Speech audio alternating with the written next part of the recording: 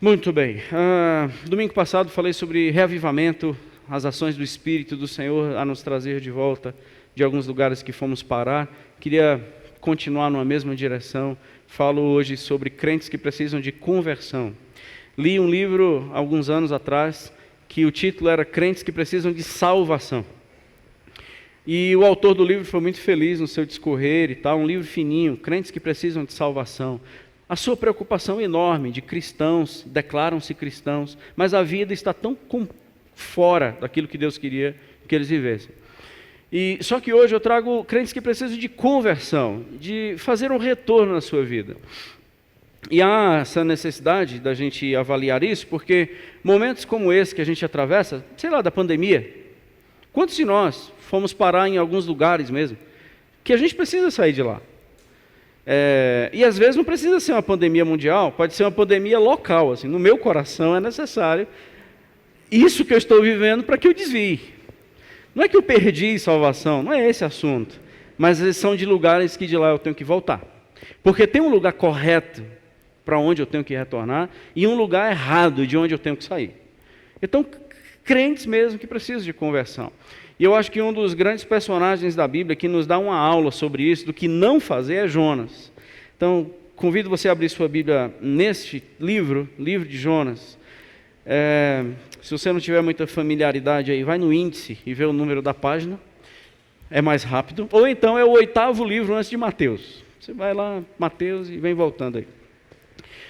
Livro de Jonas. Nós não leremos o livro todo, mas nós citaremos o livro todo.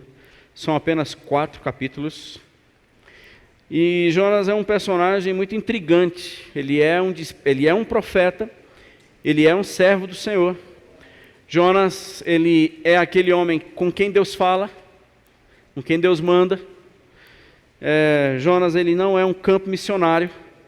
Jonas, ele é o missionário. Só que o Jonas, ele nos dá um exemplo na sua vida. Nós não sabemos quem ele era antes desse livro.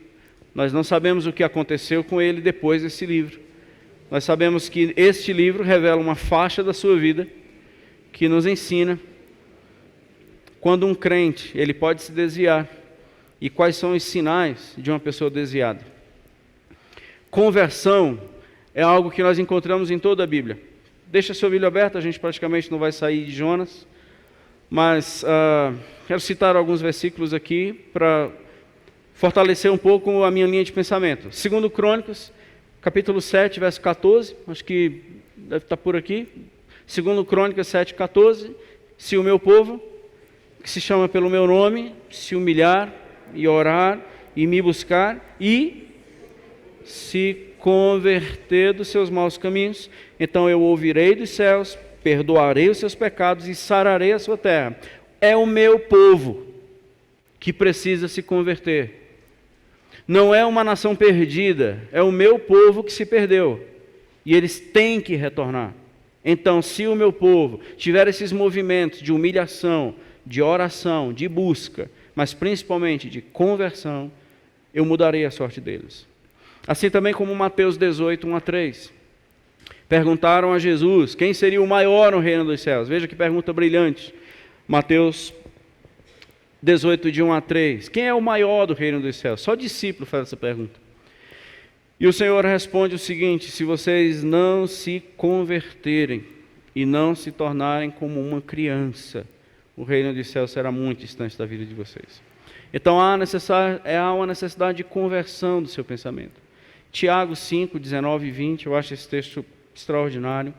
Quando Tiago 5, 19 e 20, quando Tiago diz assim: meus irmãos, se algum dentre vós se desviar da verdade e alguém o converter, sabei que aquele que converte o pecador do seu caminho errado, salvará da morte a alma dele e cobrirá a multidão de pecados.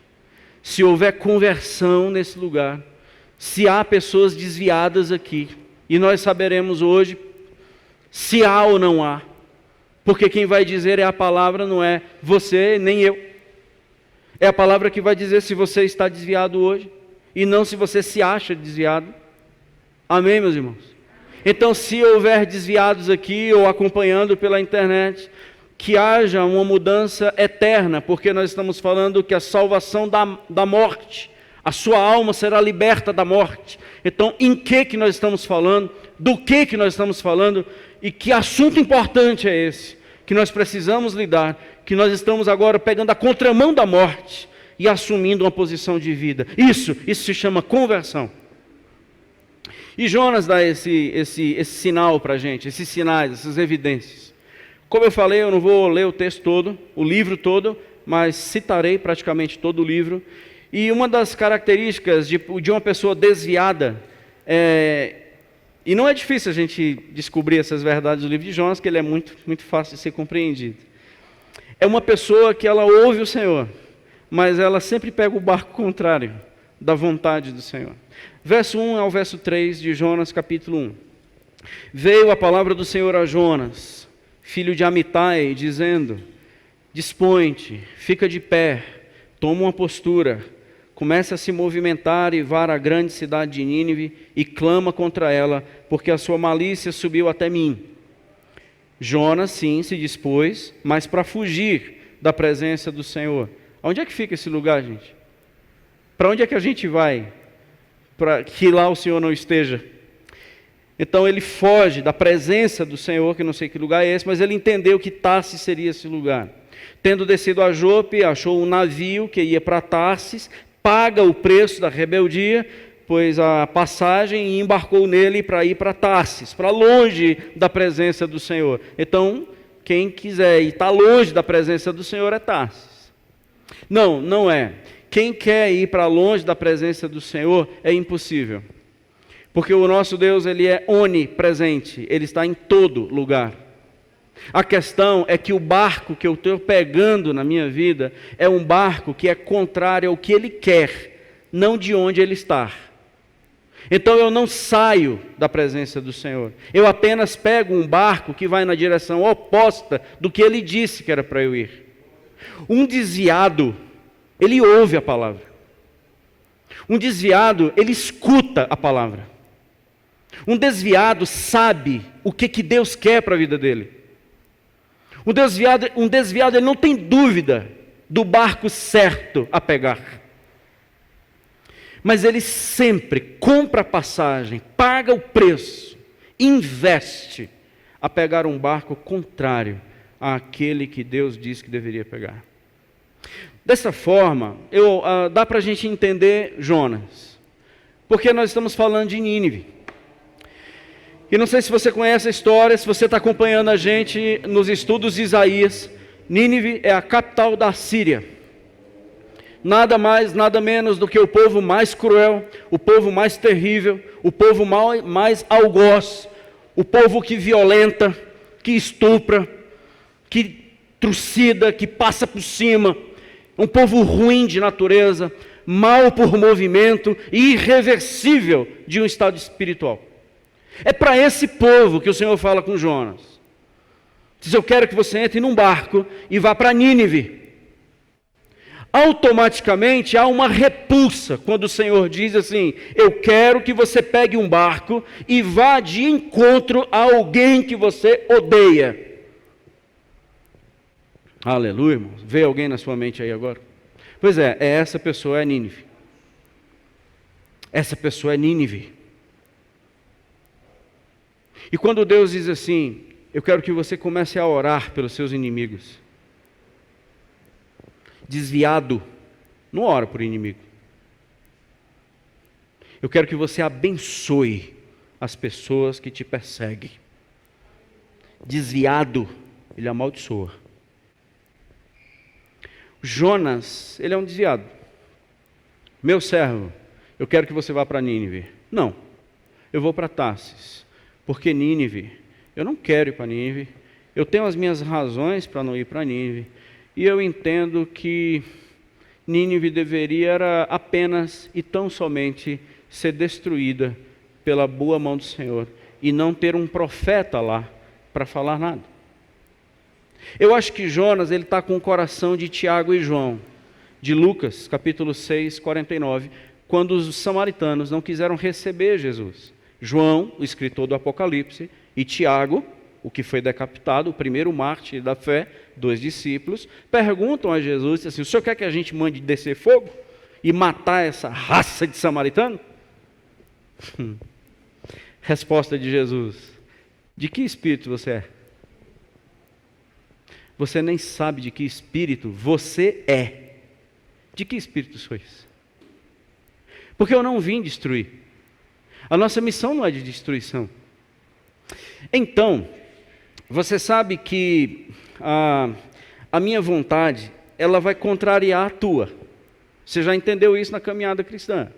Você já entendeu que a vontade do Senhor é diferente da nossa. A pessoa que que tem menos experiência na caminhada cristã, você já entendeu que aquilo que Deus quer é incompatível com aquilo que eu quero. A diferença agora é que nós vamos ter que tomar uma decisão de qual barco você vai tomar. Porque Deus vai mandar a gente a lugares que nós não queremos ir. Deus vai nos colocar em rota de colisão com pessoas das quais nós não gostamos. E os propósitos que serão cumpridos serão os dele, não a minha vontade. Os desviados oram a oração do Pai Nosso, mas a vontade sempre continua sendo a dele. Não é seja feita a tua vontade, isso é decorado. Mas na verdade, quando nós saímos daqui e entramos nos nossos carros e começamos uma nova semana, a rota da minha vida está muito bem definida. E por mais que Deus venha falando para onde eu devo ir, eu não vou. Por mais que seja compromisso ministerial, eu não tenho. Por mais que seja dedicação, eu não tenho dedicação. Por mais que seja compromisso com o que Deus quer, eu não tenho compromisso com o que Deus quer. Eu tenho compromisso com o que eu quero. E eu pago para ter a vida que eu quero. A pegar um barco que vai na direção contrária do Senhor. E assim, não se impressione que Deus falou com Jonas, porque lá no capítulo 2, verso 10, Deus falou com o peixe. Então, assim, não há tanta coisa assim, nossa, Deus falou comigo. Pois é, assim, Jonas 2, 10, assim, Deus falou com o peixe. E o que foi que aconteceu com o peixe? Ele obedeceu a Deus. Qual é o mais fácil obedecer a Deus, Jonas ou um peixe? O peixe. Então, Deus tem muito menos trabalho com o peixe do que com a gente. Porque o peixe escuta e obedece. A gente escuta, pega o barco contrário. Segunda característica de uma pessoa desviada é que essa pessoa, ela não é irrelevante, ela não é... Ela sempre causa impactos por onde passa. Uma pessoa desviada, a gente vai pegar aqui do versículo 4 até o versículo 17, ela causa transtorno por onde passa. O barco que ela pega, as pessoas que estão com ela sofrem. Deus, ele manda um vento e uma grande tempestade. Os marinheiros ficam cheios de medo. Cada um começa a clamar. O barco vai virar. E sabe o que Jonas está fazendo? No final do versículo 5, ele está muito tranquilinho. E ele está dormindo. Porque os desviados, ele não se preocupa muito com os transtornos que ele está causando na vida dos outros. Os desviados, eles não têm muita preocupação se tem gente chorando por causa dele. Ele é tão individualista, mas é tão individualista, que não importa se a família está sofrendo. Se o barco do lar, cara, teu casamento está se acabando e você está dormindo. A tua família está ruindo e você está tirando um cochilinho, o soninho dos justos. E você não está percebendo que a paz foi embora, que o tumulto chegou, que a bagunça tomou conta, que o desespero está, que o medo também. Aí acontece o seguinte, quando essas pessoas viram Jonas dormindo, foram lá, eles tinham discernimento que essa confusão nesse barco estava acontecendo por causa de alguém, e eles tinham que achar o meliante. Fizeram um sorteio. Quem saiu? Jonas. Versículo 7, saiu o nome dele.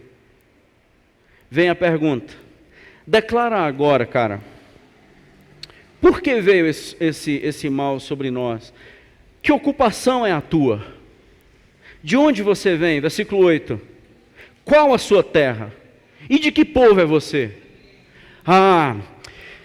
agora chegou a hora de dizer: eu sou um desviado. Porque no versículo 9 ele fala: eu sou hebreu, eu temo ao Senhor, o Deus do céu, que fez o céu e o mar. Esses homens ficaram muito possuídos de medo, e o Jonas, ele tinha certeza de que tudo o que estava acontecendo era por causa dele. Jonas tinha convicção de que tudo isso aqui é por minha causa, porque eu estou fugindo da presença do Senhor. Eu sou um fugitivo. O barco que eu deveria estar não era esse. Eu peguei o barco de vocês. Eu entrei na vida de vocês para causar um tumulto. Eu entrei numa família errada. Eu entrei numa história errada. Eu entrei num negócio errado. Porque não era isso que Deus queria para a minha vida. E aonde eu passo, eu vou deixando desajustes. Pessoas vão perdendo o sossego. Esse é o que o desviado faz.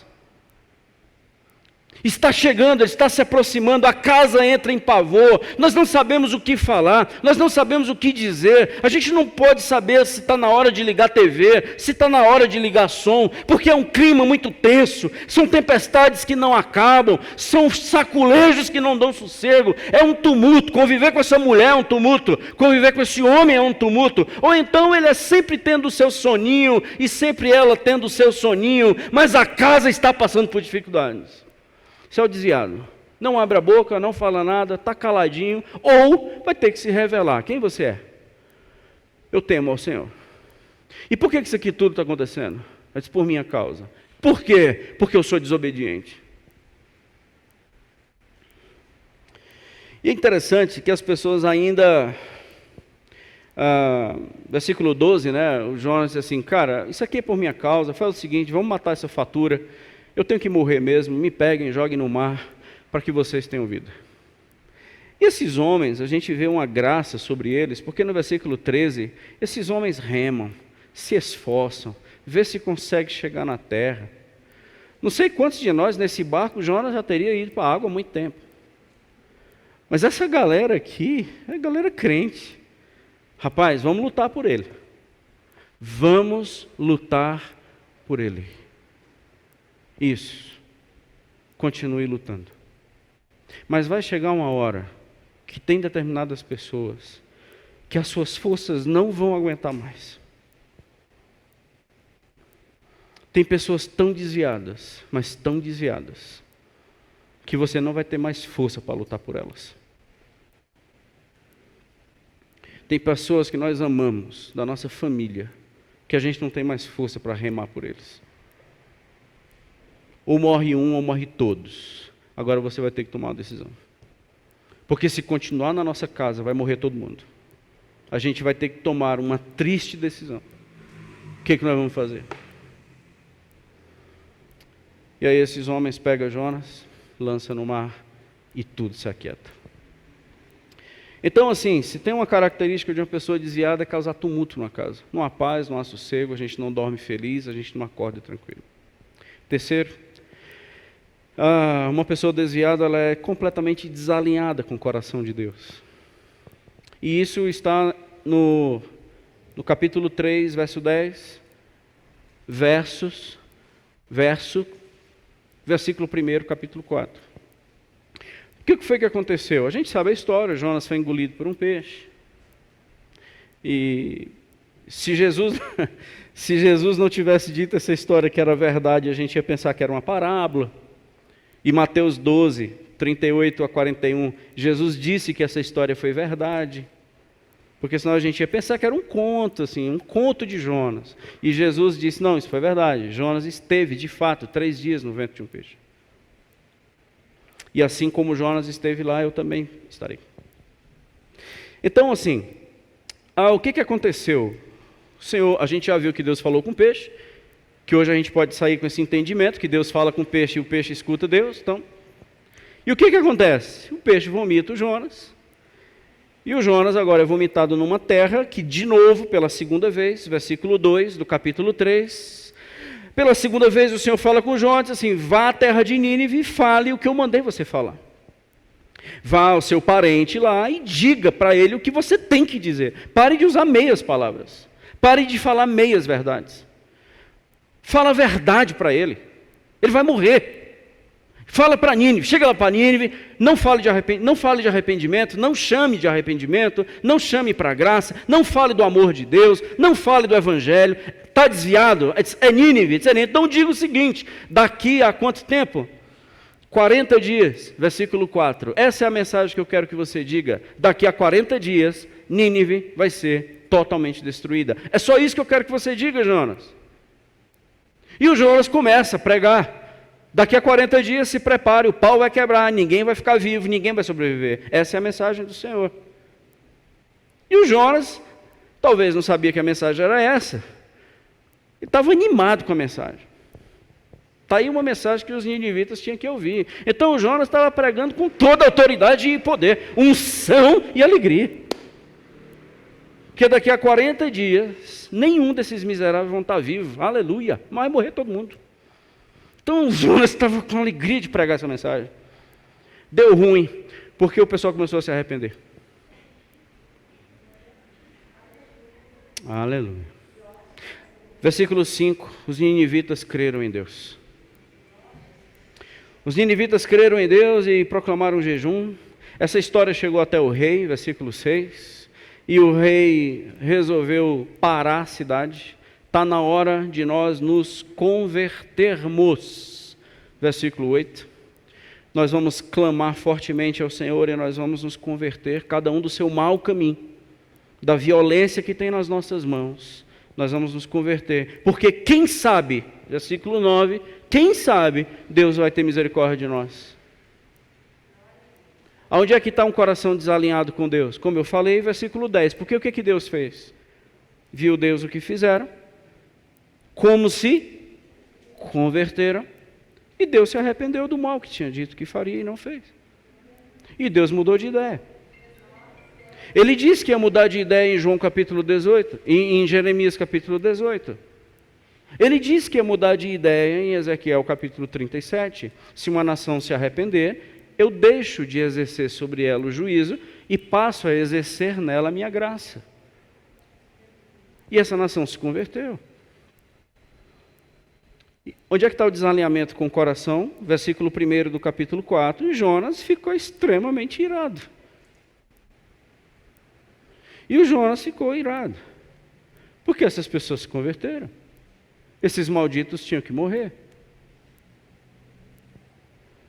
Meus irmãos, ficar com raiva porque alguém se converteu é de um desalinhamento com o coração de Deus sem precedentes. E eu não sei se é somente raiva, pode ser indiferença também.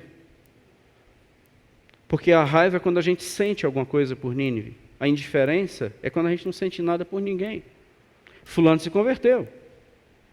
E para a gente não vai fazer a menor diferença. Sabe por quê? Porque o nosso coração está tão desalinhado com Deus, que quando um pecador se arrepende, tem festa no céu, mas no meu coração não tem. Isso é de um desalinhamento tão grande, que se um pecador se arrepende, tem festa no céu, imagine uma nação, e esse homem está com raiva. Nós estamos atravessando um tempo onde os corações estão tão desalinhados com Deus, mas tão desalinhados que a gente nem se percebe.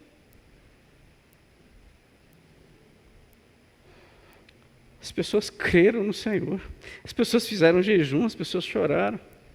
Quem no seu coração merece o inferno? Quem no seu coração merece o inferno? Honestamente, não me responda, não precisa. Mas quem no seu coração merece o inferno? Eu tinha alguns. Na verdade, irmãos, eu tenho alguns. E essa mensagem não é para vocês, essa mensagem é para nós. Porque para mim, tem algumas pessoas que não mereceriam ser salvas. Vou te dar um exemplo, um estuprador de uma criança. Então, para mim, quando eu vejo noticiários de coisas tão terríveis, sabe o que vem no meu coração? Esse tem que queimar no inferno. Coisas mínimas, coisas que me desagradam, um carro de som alto, uma moto com cano cerrado, Aleluia, irmãos. Deus falou com vocês. Glória a Deus. Aleluia. Avivamento. Alguém que pediu dinheiro emprestado e não pagou. Alguém que... Então assim, quem merece o inferno? Quem me contrariou? Quem fez o que fez comigo quando eu era criança? Esse merece o inferno. O que fizeram com os meus pais? Esse merece o inferno. Quem é que merece o inferno? Qual é a sua Nínive? E todos nós temos uma Nínive. Noé, ele foi pregador de justiça. Ele é chamado de pregador de justiça no Novo Testamento. Jonas era pregador de juízo. Essas pessoas não iam se converter na mensagem de Jonas. Não era para se converter. Mas se converteram. Porque Jonas não abriu mão da mensagem correta. Desalinhado com Deus, ele tem uma mensagem estranha. É muito cheia de amor e pouco de justiça. Por isso que as pessoas não estão entendendo. É Deus de amor demais. Daqui a pouco, se a gente começar a falar a mensagem correta, eles vão entender. Mas há um desalinhamento aqui com o resultado da mensagem.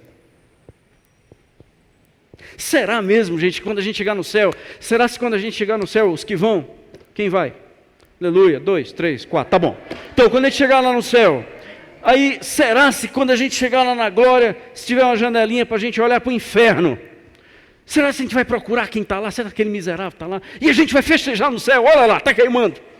Está queimando, Deus é justo. A gente vai fazer um culto de ação de graça, porque aquele miserável, até que enfim, você acha que isso vai ser céu? É isso que espera por nós. Então por que esse sentimento existe hoje?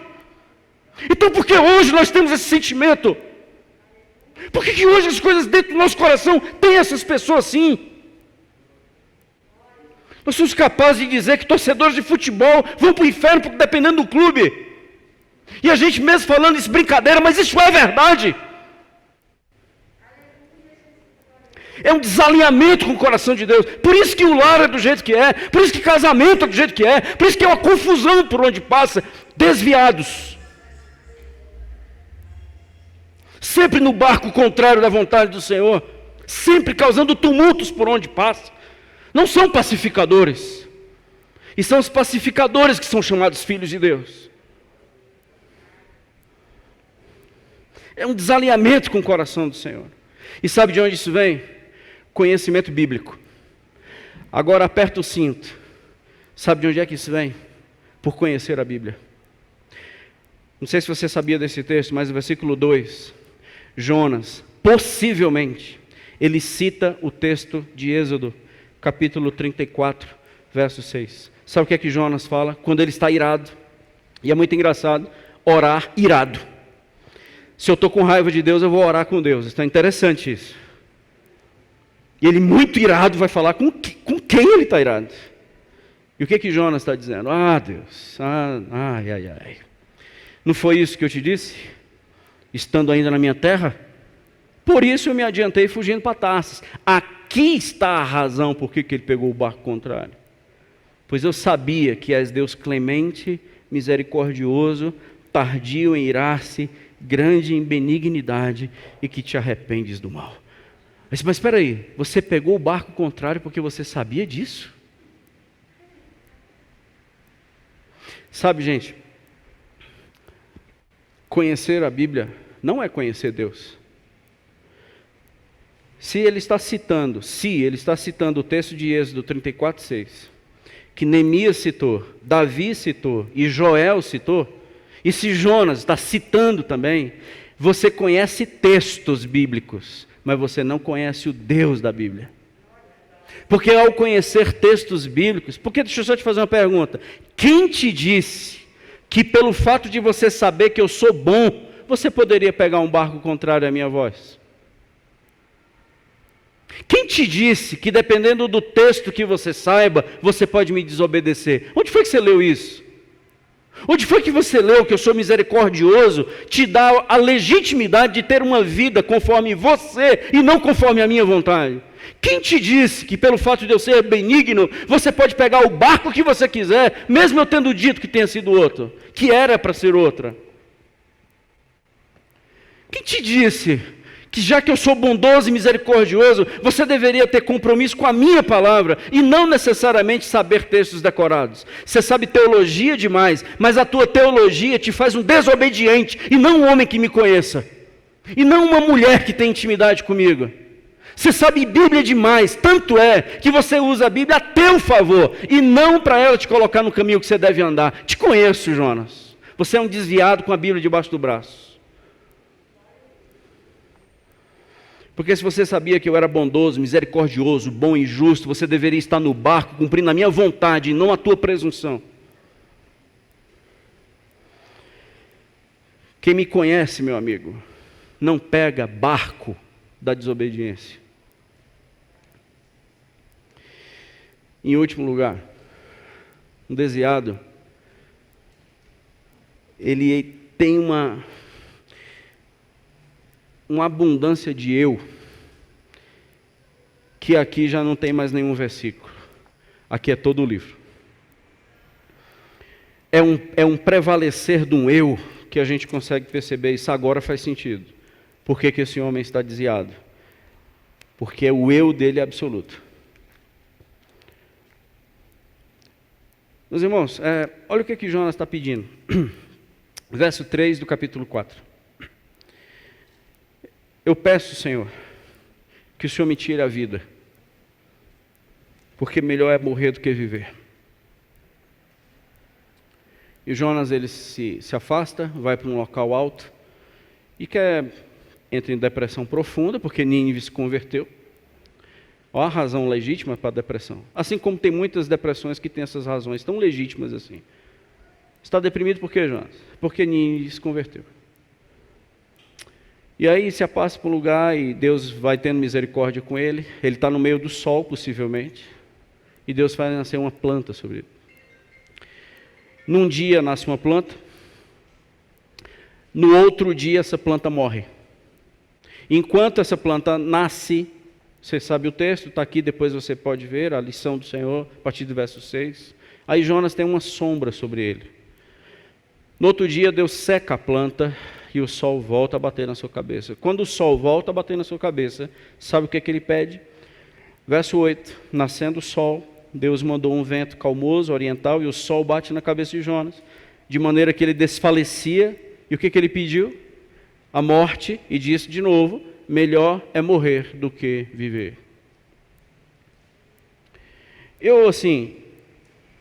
Por que você quer morrer, amigo?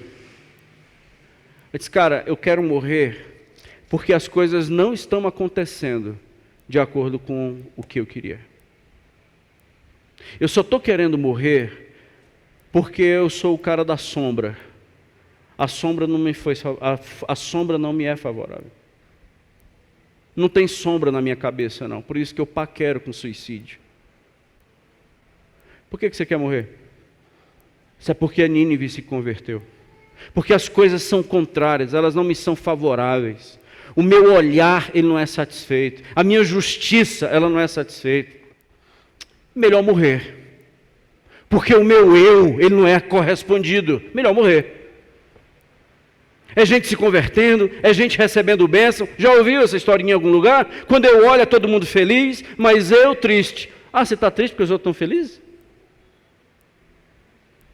Eu vejo nas redes sociais, eu vejo no Facebook, eu vejo não sei onde, é todo mundo triste, é todo mundo feliz, e eu desse jeito. Sério? Então assim, você está entrando num processo depressivo porque os outros estão felizes. Desviado. Perdido. Doente. Prisioneiro. Você precisa de conversão. Porque a gente não fica triste porque os outros se converteram. Nós não ficamos tristes porque os outros estão felizes. Nós não ficamos tristes porque os outros foram abençoados. Nós não ficamos tristes porque alguém foi liberto. Nós não ficamos tristes porque o sol bateu na minha cabeça e a sombrinha acabou. Não, o mundo não tem que fazer sombra na nossa cabeça. Eu quero morrer. Gente, isso aqui não é tão assustador. Pedir para morrer parece que é coisa comum. O incomum é sair de onde Jonas saiu e pediu para morrer. Capítulo 2, que é o episódio que Jonas está no ventre do peixe e ele vai orar. Pensa comigo aqui uma coisa rapidinho. Se você morresse, se você não, eu morri, é melhor. Eu morri e estava desviado. O pastor desviou, meteu o pé pela mão, pecou, está desviado. Vocês nem me reconhecem mais. Um barco completamente errado e tal. E nesse lugar eu morri. Fui sepultado e eu estou num caixão, claro, cova, embaixo, morri. Dentro do caixão, o Senhor me permitiu orar. Pensa comigo nesse episódio. E o Senhor me acordou dentro do caixão, disse, vida, volta só um instantinho. Aí ele voltou, eu acordei dentro de um caixão. Percebi que tinham amarrado um pano muito forte no meu pescoço. Eu não podia soltar esse pano do meu pescoço, porque eu não podia me movimentar as minhas mãos. Assim, eu tenho claustrofobia, um exemplo. Eu estou dentro de um caixão, o Senhor me acordou, e o Senhor disse assim, ora pela última vez.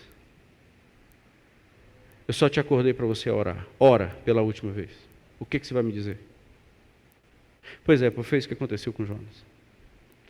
Por favor, capítulo 2. Então Jonas... Porque assim, gente boa, se existe sepulcro, ele estava no mais fundo. Se existe escuridão, ele estava na mais densa. Se existe túmulo que não poderia receber visita, era esse. Se tem um local profundo, era onde Jonas foi parar. E ele orou ao Senhor e disse, na minha angústia, clamei ao Senhor e ele me respondeu. Do ventre do abismo, gritei, e tu me ouviste a voz. Pois me lançaste no profundo do coração dos mares, e a corrente das águas me cercou. Todas as tuas ondas e todas as vagas passaram por cima de mim. Então eu disse, lançado estou diante dos olhos do Senhor. Tornarei porventura a ver o teu santo templo? Será se vai ter jeito para mim? Eu não sei. As águas me cercaram até a alma, o abismo me rodeou, e as águas se enrolaram na minha cabeça. Tira, Jonas, o paninho preso na cabeça, disse, eu não posso me mover. Eu estou dentro de um caixão. Desci até os fundamentos dos montes, desci até a terra, cujos ferrolhos se correram sobre mim para sempre. Eu não tenho mais como ver a terra. Contudo, fizeste subir da sepultura a minha vida. Ó Senhor meu Deus, quando dentro de mim desfalecia a alma, eu me lembrei do Senhor e subiu a ti a minha oração no teu santo templo. Os que se entregam à idolatria vã, abandonam aquele que lhes é misericordioso. Misericordioso eu sou, né, Jonas? É, tu é misericordioso. Então guarda essa palavra, Jonas. Mas com a voz do agradecimento. Voz de quê, Jonas? Do agradecimento. Você vai ser grato, Jonas? Mas, claro. Eu vou te oferecer sacrifícios com a voz do agradecimento. O que votei, pagarei. Ao Senhor pertence a salvação. Pertence a salvação de quem, Jonas? Pode ser de Nínive? Ou é só da tua família? A salvação pertence só a ti, né, Jonas? Porque o curioso não é você pedir para morrer. O curioso é você pedir para morrer tendo vindo de uma sepultura, gente. Como é que você pode pedir para morrer, Jonas? De onde eu te tirei, companheiro? Você saiu do ventre do abismo, você saiu da sepultura, e hoje você está dizendo, é melhor morrer, Jonas, é melhor voltar para um peixe, do que me obedecer, cara. É melhor você morrer do que cumprir meus propósitos. É melhor você morrer porque as coisas não te são favoráveis, do que naquilo que não te é favorável você continuar seguindo os meus propósitos. Eu te tirei da morte, você estando morto nos teus delitos e pecados, e eu te dei vida. E hoje você não quer seguir os meus propósitos. Você prefere pegar barcos da desobediência, porque todos nós estávamos mortos dos nossos delitos e pecados. E Ele nos deu vida. E hoje, a gente está querendo morrer. Porque a sombrinha na minha cabeça não aconteceu. Sério? Isso é a oração mesmo de quem foi resgatado da morte. Você entende por que um desviado causa os tumultos que causa? Porque eles são eus absoluto. Eles são eus plenos. Sempre a família tem que rodar em torno de mim. As coisas têm que acontecer de acordo com a minha vontade. E eu não posso ser frustrado. Sabe qual é o seu problema? Possivelmente, Jonas, não conheço teu pai, tua mãe, mas possivelmente eles te ensinaram que o mundinho teu ia ser o centro da história. Que as coisas, tudo ia ter que correr a seu favor. Que papai e mamãe sempre ia estar do teu ladinho. Te ensinaram isso, filho?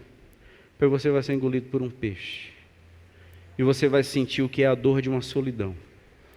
E você clama agora seu papai e sua mamãe e vê se eles vão dar jeito. Eu quero tirar você da sepultura, do teu egoísmo, do teu orgulho, e vir e trazer você à existência, para que você viva para cumprir os meus propósitos. Esse livro de Jonas termina com perguntas, né, gente? Verso 9. Deus pergunta a Jonas, do capítulo 4. Rapaz, você já pediu para morrer 2 vezes? Isso é razoável a tua ira, por causa da planta? Por causa de uma planta? Ele respondeu, é razoável a minha ira até a morte.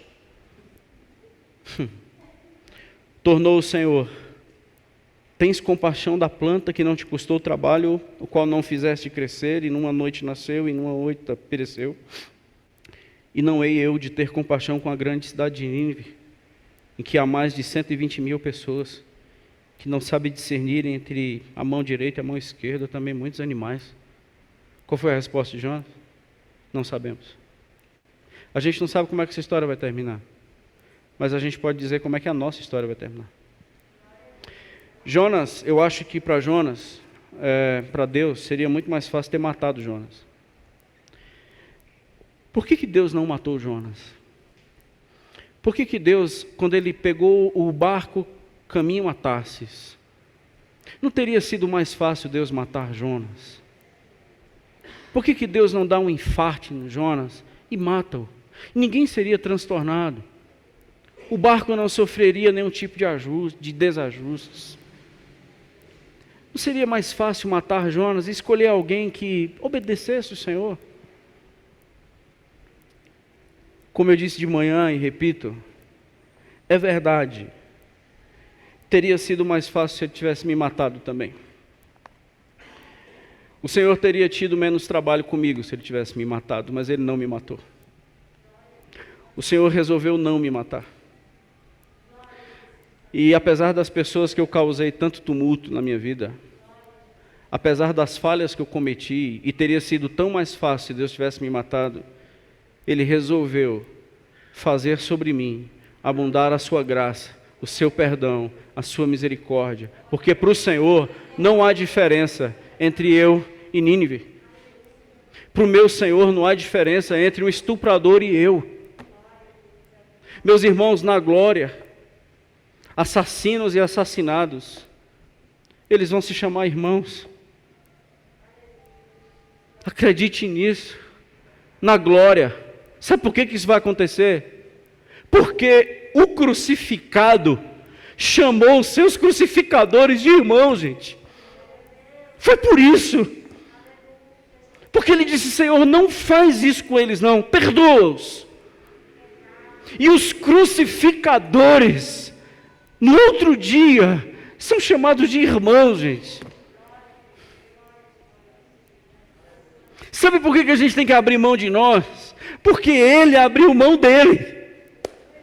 Sabe por que a gente tem que pegar o barco da vontade do Senhor? Porque o nosso Senhor pegou o barco da vontade do Pai, é por isso.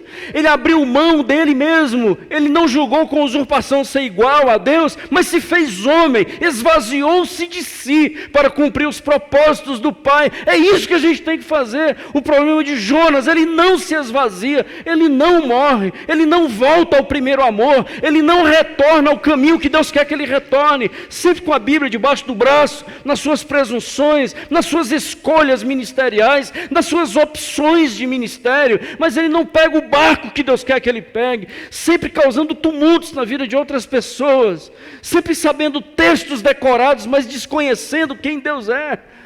Meus irmãos, isso tem que mudar em nós, isso tem que mudar em nós urgente. Deus poderia ter me matado, Deus poderia ter matado você, Deus pode te matar hoje, Ele vai ter muito menos trabalho se matar você hoje, mas Ele ainda continua dizendo, eu te chamo, para você pegar o barco certo da minha vontade.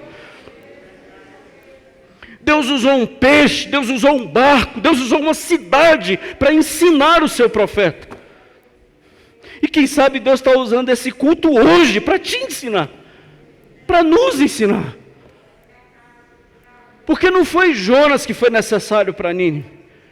Foi Nínive que foi necessário para Jonas. Jonas não causou nenhum benefício para esse peixe. Foi o peixe que foi uma bênção para Jonas. Mas até quando as nossas respostas sempre vão ser em ira? Porque o que Deus decidiu é diferente do que eu decidi. Crentes que precisam de conversão. Crentes que precisam voltar a entrar no barco correto. Você está investindo dinheiro, você está investindo grana, para pegar sempre um barco contrário à vontade do Senhor. Invista esse dinheiro e pegue o barco certo. Você sempre está comprando passagens para um barco que eu não mandei você estar lá. Deus os abençoe, gente. E que haja conversões hoje à noite nesse lugar, em casa, aonde estivermos.